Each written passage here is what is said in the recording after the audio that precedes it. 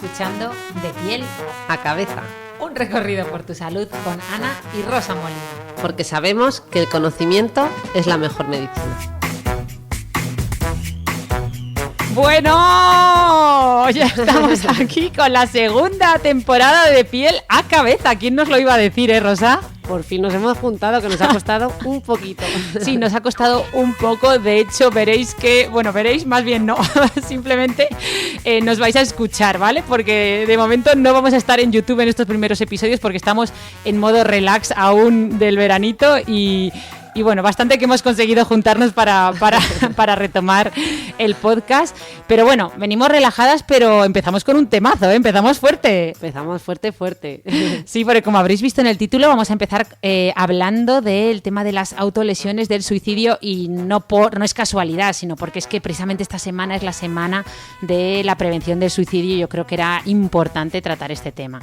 Sin duda, porque fíjate que ha sido y sigue siendo un tema muy tabú y sin embargo tenemos una función muy importante. Ya sabemos que en toda la medicina la prevención es fundamental y la prevención en suicidio pues empieza porque hagamos psicoeducación, ¿no? Que lleguemos a toda la población, que estemos informados, que podemos hacer muchas cosas y podemos prevenir muchos casos.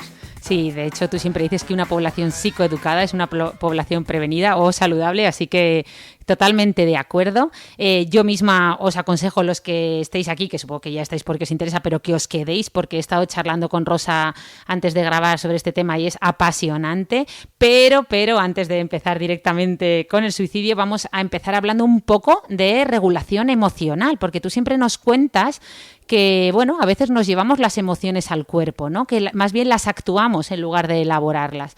Y me gustaría que empezaras explicándonos exactamente a qué te refieres con esto. ¿Es exactamente falta de autocontrol? ¿Es mala gestión de la ira? ¿O de qué es? Efectivamente, pues aquí estamos hablando de regulación emocional y tenemos muchas formas de hacerlo. Unas son más saludables y otras un poco menos. Yo creo que esto es fácil de entender. Cuando tú decías que en ocasiones actuamos nuestras emociones, o eso, pues por ejemplo nuestra ira o nuestro enfado, todos conocemos a alguien, algún familiar o algún amigo, que la forma en la que lo gestiona cuando ya no puede más es actuándolas, ¿no? Pues salgo de casa y doy un portazo o rompo cosas o incluso puedo llegar a autolesionarme, o sea, hacerme daño a mí mismo. Es una forma, ¿no?, de lidiar el dolor psíquico con dolor físico, ¿no? Y con esas autolesiones nos referimos pues a dar un puñetazo contra la pared o a hacerme cortes, etcétera. Es decir, son formas que son funcionales para el que las efectúa en ese momento, o sea, son...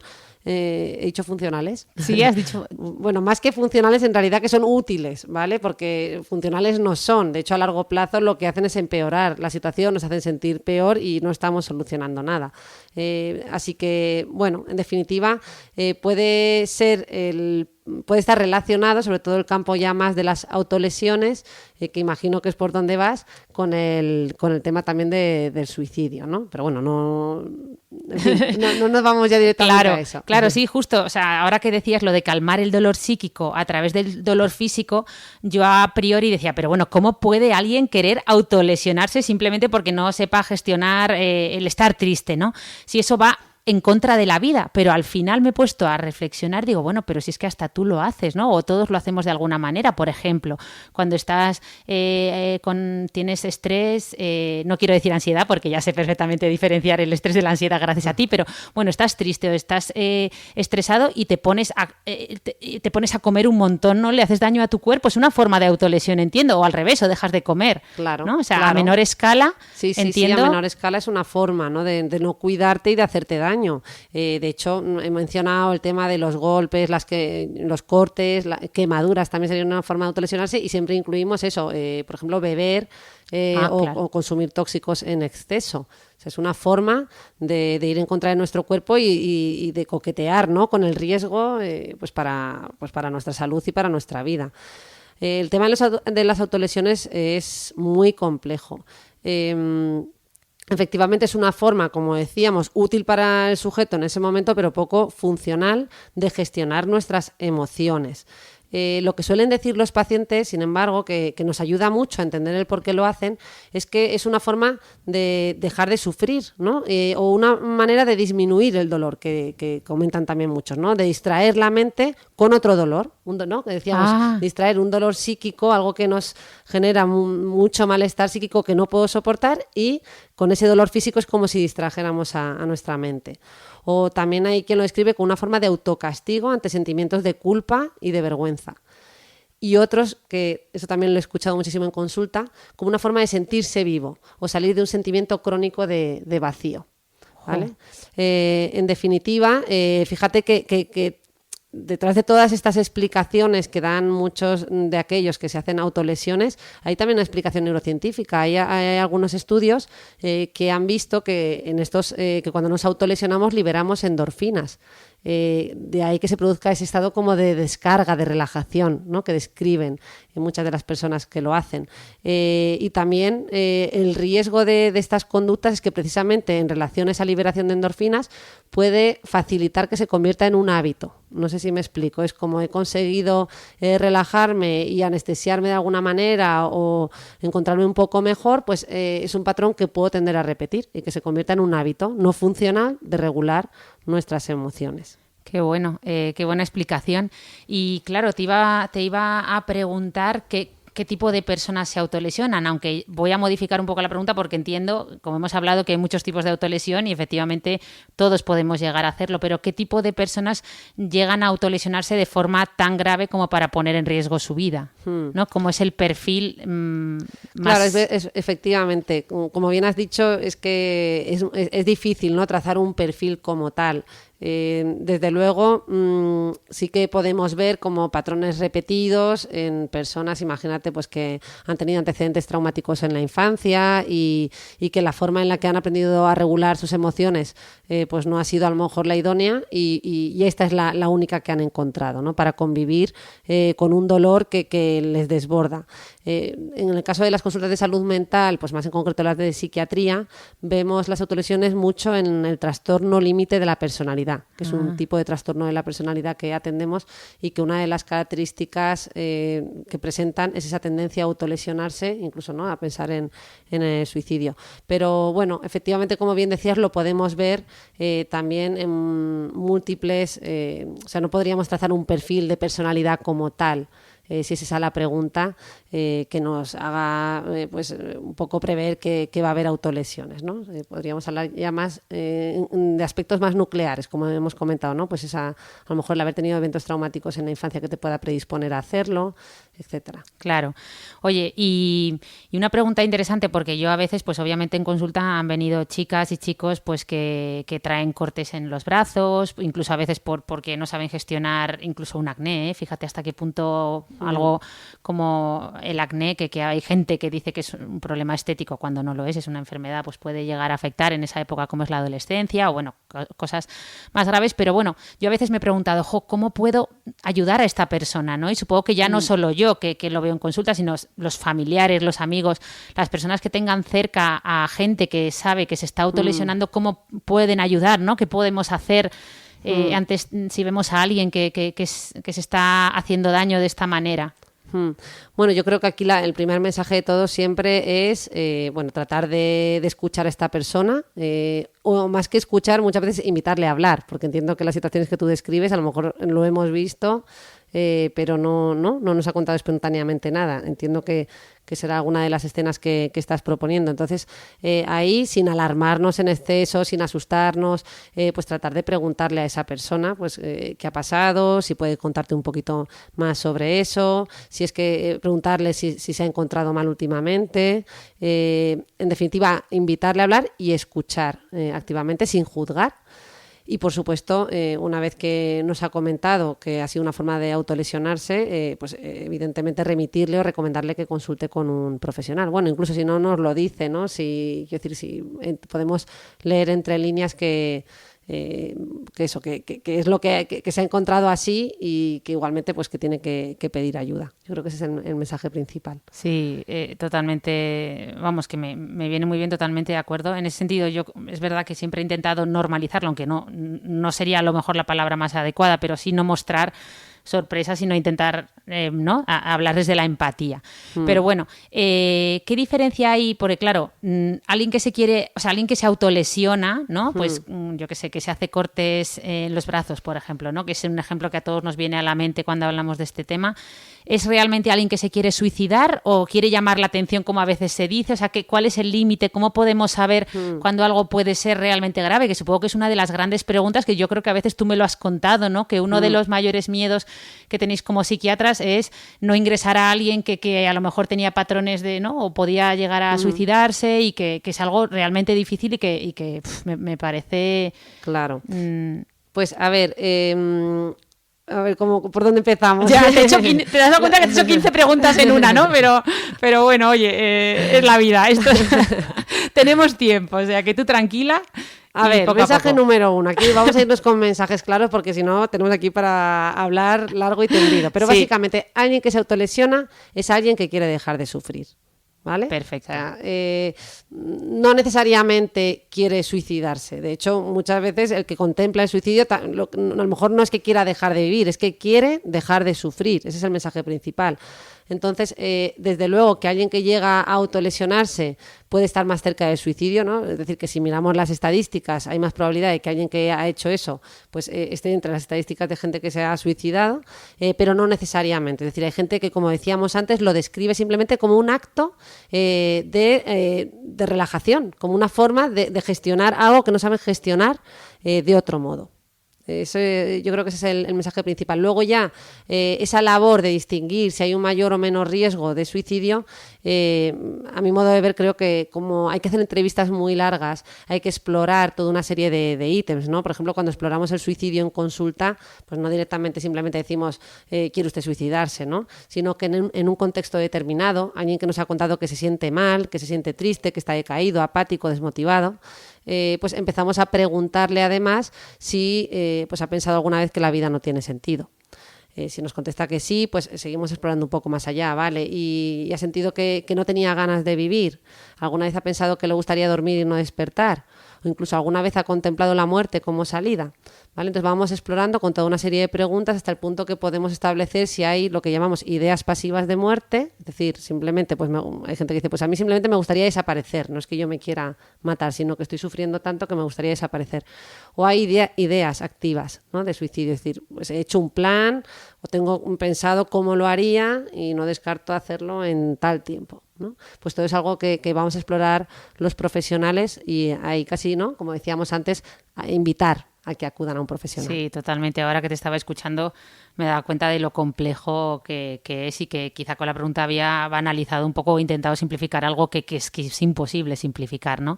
Pero bueno, precisamente por eso vamos a respirar hondo. He traído algunos datos que he leído sobre el suicidio para que, bueno, pues seamos conscientes de lo importante que es este tema. De hecho, la OMS ha reconocido que el suicidio es una prioridad absoluta de salud pública.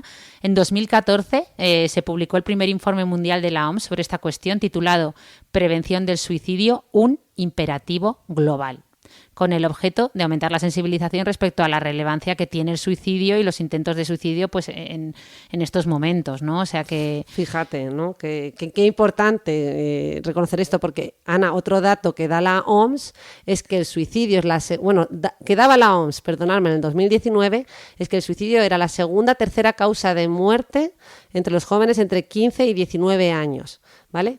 Pero los datos actuales, que no los tenemos a día de hoy todavía sacados, pero ya se está hablando en el gremio, porque lo estamos viendo en los hospitales, la enorme cantidad de jóvenes que han venido con intentos de suicidio, parece que para el 2020-2021 se ha convertido en la primera causa. Esto no podremos confirmarlo hasta que no tengamos los datos exactos, pero esto es lo que se está diciendo. Y además, en 2019 también se decía que cada 40 segundos alguien muere por suicidio en el mundo. O sea que imagínate, y esto es datos del 2019. Aquí el mensaje es el siguiente, Ana. Si se han estado haciendo campañas de prevención para accidentes de tráfico durante muchos años y las muertes por suicidio son mayores que las de tráfico, ¿por qué no se están haciendo campañas de prevención del suicidio? Claro, o sea, lo estabas contando y me ha dado un escalofrío, te lo prometo, como que me ha recorrido todo el cuerpo, pero claro, es que yo pensaba que había como, no sé, un efecto, es que no sé cómo se llama, pero por el cual como que se recomienda, ¿no? El no dar ideas, no sé, es como no dar noticias de suicidio para no inducirlo, ¿no? O sea, de hecho en televisión apenas se habla del suicidio en las noticias, y dices tú que es tan común, apenas se habla de la gente que se suicida. Yo pensaba que no era bueno, no sé si lo he expresado bien, pero creo que me han entendido nuestros escuchantes. Yo creo que te hemos entendido perfectamente. Aquí hay dos temas. Por un lado, lo de que tú dices, no preguntarlo para no dar ideas, es decir, a título individual hay un mito que es, oye, yo si a alguien veo que está muy deprimido es que ni lo pregunto, no sea que le dé alguna idea. Y el mensaje es, error, o sea, ideas no le vas a dar, esa persona es un síntoma más de un cuadro depresivo que siempre, por ejemplo, en salud mental siempre exploramos porque sabemos que siempre puede estar presente, ¿vale? Entonces preguntarlo no induce, al revés, nos puede ayudar a prevenir, nos puede ayudar a retrasar una idea que puede actuarse en ese momento porque esa persona pues haya consumido algo, esté más impulsiva, y a lo mejor el hecho de que lo hablemos con esa persona salva una vida, ¿vale? Pero en cuanto al tema de los medios de comunicación, que es otro apartado, podríamos decir, efectivamente no se sacan todos los suicidios que se están dando continuamente en el mundo en la televisión. Y esto es porque tiene que ver con el efecto Werther, o efecto copycat, o efecto contagio, que es a lo que tú te referías. El efecto Werther recibe su nombre del protagonista de la novela Las penas del joven Werther, de Goethe, fíjate, de 1774, en el que el protagonista termina suicidándose al recibir el rechazo de su amada. Pues bien, junto con la popularización de esta novela, lo que se vio es que el suicidio aumentó enormemente entre los jóvenes, es decir, hubo un efecto imitación. Buah. De ahí que todos estos datos se hayan evitado, se sigan evitando en los medios de comunicación. Pero claro, aquí lo que estamos reivindicando es que existen formas de presentar la información de una manera más adecuada, de una manera más sana, sin tabúes, porque de esta manera podemos ayudar a frenar y a dar alternativas a esa muerte como salida, porque al final es una salida, como decíamos, es una forma de dejar de sufrir. Oye, pues poder trabajar y poder informar a la población para prevenir eso y que el sujeto sea capaz de ver otras alternativas. Pues bien, a eso se le llama el efecto papageno. No sé si lo habías escuchado alguna vez. ¿Cómo me suena papagayo, papageno? No lo había escuchado en mi puñetera vida, con perdón por la expresión. Es que el nombre viene del personaje de la flauta mágica de Mozart, en la que 3 espíritus infantiles evitan el suicidio recordándole las alternativas a la muerte. Entonces se le ha dado este nombre para referirse a una forma de prevenir a través de la empatía, de la comprensión, en lugar de a través del rechazo y la reprobación, que muchas veces, ¿verdad? Pues queremos ayudar y lo que estamos dando es un mensaje de rechazo o pues eso, de no comprensión. Así que no nos olvidemos, efecto Werther, pero efecto papageno. Podemos ayudar muchísimo, podemos retrasar muchos de esos suicidios, podemos hacer una gran labor. O sea, repasando, a ver si lo he entendido bien. Entonces, el efecto Werther, que decías, es cuando podemos dar ideas, ¿no? Como quien dice, o sea, que no podemos, por lo que pasaba con esa novela que me has contado, y lo que tenemos que luchar es por el efecto papageno, ¿no? Que dar buenas ideas, ¿no? Como quien diría. Entonces, algo así. Fíjate, Ana, ahora si me dejas que haga un pequeño paréntesis, ya que hablamos de medios de comunicación, ha habido una serie muy famosa, no sé si la has visto, en Netflix, que ha gustado mucho además a la población joven. A mí también me gustó, he de decir, pero ahora pongo el matiz. Que se llama 13 razones por qué. Bueno, no sé exactamente si esa es la traducción. Si quieres lo busco. Es que no veo nada de series. Me paso el día leyendo, pero series casi no veo. A ver, creo que han traducido como 13 razones. 30 Reasons Why, sí. A ver, en español, 13 razones. Sí, justo así. Solo 13 razones, sí. Vale. Pues bien, en esta serie la protagonista se suicida. Y lo que ha sucedido, básicamente es que es una serie muy chula, la verdad que engancha y es bonita y tal, pero la forma en la que han abordado el suicidio, pues a muchos profesionales no nos ha parecido adecuada. Porque lo que hacen es romantizar mucho la figura de la protagonista, ¿no? La rodean como de un halo especial, casi que te resulta hasta atractivo, ¿no? Sí, como en el amor romántico, tipo Romeo y Julieta, cuando mueren, lo que parece que por amor todo es posible, ¿no? Pues lo mismo con el suicidio. ¡Buah! Eso es. Entonces, han tenido hasta que modificar una parte de la serie para que evitar algo que no se ha tratado de manera adecuada, ¿no? Así que, bueno, pues muy interesante, porque además el lema de este podcast, que no se nos olvide, es que el conocimiento es la mejor medicina. Entonces, yo creo que de este tema hay que hablar, por eso estamos aquí hoy, pero ya que vamos a hablar, ¿cómo podemos inducir ese efecto papageno y hablar en condiciones? Es decir, ¿cómo podemos hablar de este tema? ¿Qué pautas podemos darle a alguien que a lo mejor tiene ideas de suicidio? Bien porque seamos comunicadores, periodistas, porque seamos médicos, pero darlas bien, en condiciones. Cuéntanos. Vale, bueno, a modo de medios de comunicación, yo creo que se está haciendo ya y estamos en ello. Y tú y yo casi estamos también, ¿no? Porque este es un podcast y en el que estamos acercando ese conocimiento a la población. Esto ya es una medida de prevención, ¿vale? Sí. A título individual, si nos encontramos con alguien que está contemplando el suicidio como salida o que sospechamos que lo está pensando, pues como siempre hemos dicho, lo primero de todo es siempre invitar a pedir ayuda. Sobre todo si no sabemos y no nos vemos capaces de abordar el tema con esa persona, pues ya está, pues no sé qué decir, pero de verdad, por favor, pide ayuda, ¿vale? Yo creo que es lo más importante de todos. Recordar a esta persona que no debemos actuar impulsivamente, porque esa es la realidad. Cuando estamos muy enfadados, ¿no? Que todos lo hemos experimentado, actuamos a veces de manera irracional. Pues lo mismo cuando estamos muy mal o en una situación en la que sentimos que estamos sin salida. Pues recordar que las cosas, realmente las decisiones no se toman en los momentos en los que estamos muy mal, porque ahí podemos actuar impulsivamente. También recordar que las ideas de suicidio, que esto no lo pensamos habitualmente, son y suelen ser pasajeras. Generalmente la gente no está durante años pensando en ello, ¿no? Entonces muchas veces vienen por temporadas y puede venir pues unos días o puede venir un día en concreto porque me he encontrado especialmente mal. Invitar a esa persona a, bueno, pues a acompañarle pues manteniendo contacto con ella o con él, ¿vale? Informarle que trate durante estos momentos en los que se encuentra peor, que no trate de hacer cosas difíciles o cosas que no se le den bien, o que no se enfrente ante situaciones que puedan ser conflictivas, porque pues en ese momento que está en una crisis, ¿no? En una crisis vital, vamos a llamarle, o en esa situación de malestar, pues podemos empeorar las cosas, y más bien invitarle a hacer cosas que le hagan sentir bien. Fíjate que son cosas un poco sencillas y de sentido común, no estamos aquí diciendo nada nuevo, pero oye, es que a veces merece la pena recordarse estas cosas, porque como son temas tabú y temas que nos dan tanto miedo, pues la gente no sabe qué decir. Pues fíjate que hay muchas, ¿verdad? Podemos ayudarle a hacer un plan de acción en caso de que esas ideas se repitan, ¿no? Pues oye, ¿qué vas a hacer la próxima vez que esto ocurra? ¿A quién vas a llamar? Vamos a ver tus personas de primera llamada. ¿Tienes el teléfono también de urgencias? ¿Tienes el teléfono de la esperanza que existe y que se sigue llamando y que pueden ser también de mucha ayuda? En definitiva, pues estar ahí, ¿no? Acompañarle, escuchar y todas estas cositas que hemos ido comentando. Pues la verdad es que son un montón de cosas y sin embargo en las películas es facilísimo, ¿no? Esa imagen en las que hay alguien subido a lo alto de un edificio que se va a tirar y de repente llega fulanito de tal, que suele ser el prota, le cuenta 3 cosas y el otro decide no suicidarse, digo, es mucho más fácil en el cine, ¿no? Pero bueno, vale. O sea que eso es más o menos, ¿hay algo más que quieras añadir, que hagáis en consulta? No, perfecto. No, yo creo que, bueno, ya en consulta sí podemos, claro, trabajamos más un poquito a largo plazo, ¿no? Actuamos en situación de aguda, pero también más a largo plazo. Pero bueno, básicamente yo creo que para la población general está bien.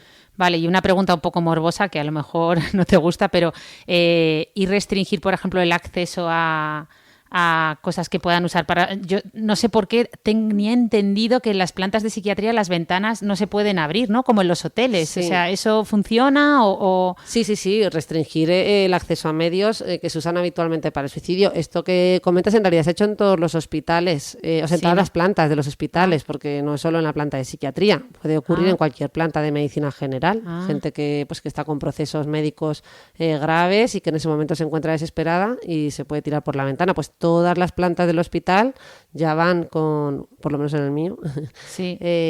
Van con seguridad, o incluso se han puesto redes, porque esto en casi todos los hospitales ha ocurrido que alguien se ha tirado por el hueco de la escalera.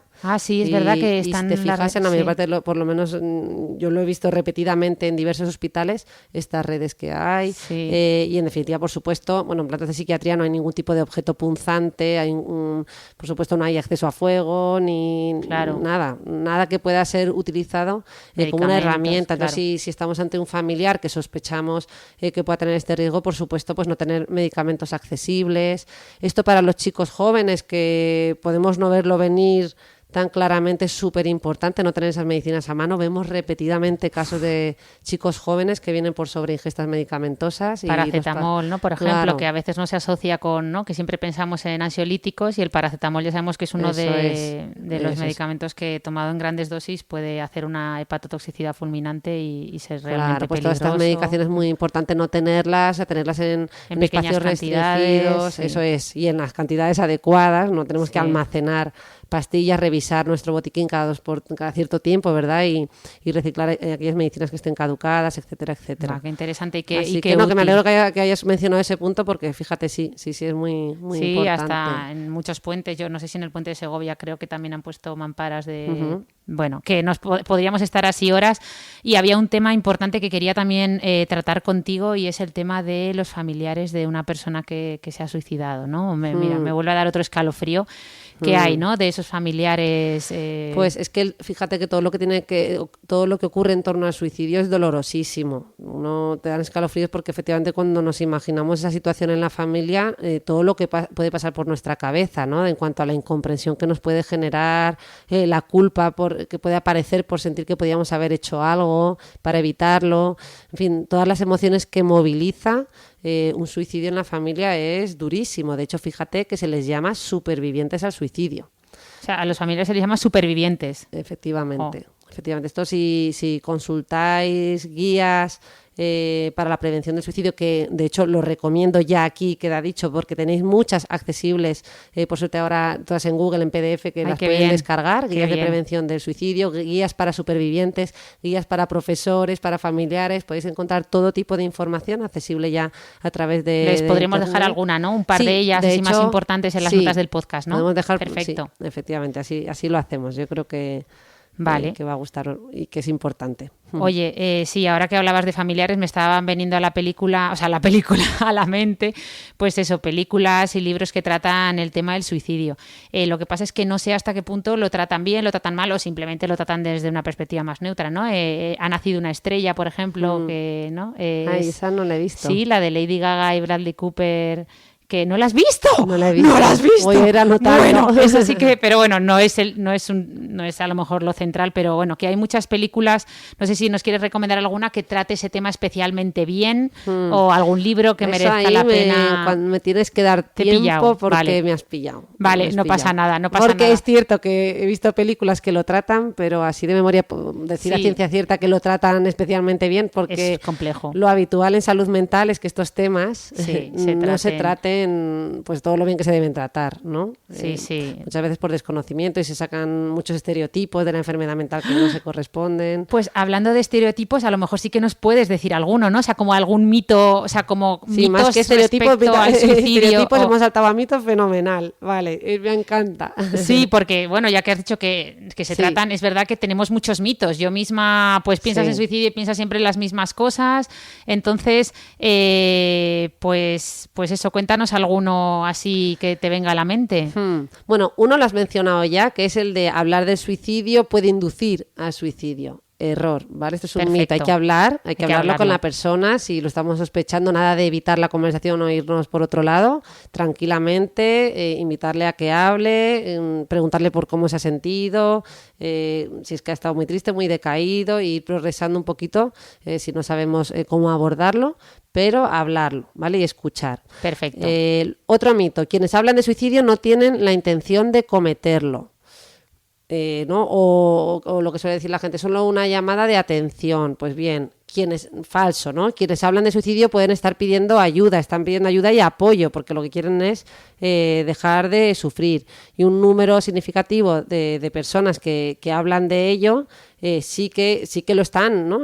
Contemplando como una opción, y eso lo vemos repetidamente. Gente que ha hecho dos o tres intentos, a lo mejor con pastillas, y finalmente termina culminando en un... Y sin embargo lo banalizamos y decimos, es que quería llamar la atención, ¿no? Y es algo que realmente... Sí. ¿Y qué hay de de cómo, o sea, de la forma en la que sucede, ¿no? ¿Realmente los suicidios suceden repentinamente sin advertencia previa? ¿O siempre hay esa carta que sale en las películas de despedida? ¿O cómo es esto un mito? Bueno, pues vemos un poco de todo. Aquí el otro mito podría ser que solo las personas con trastornos mentales se suicidan. Pues no, evidentemente sí que hay dentro de lo que son pues pacientes del trastorno de las depresiones, ¿no?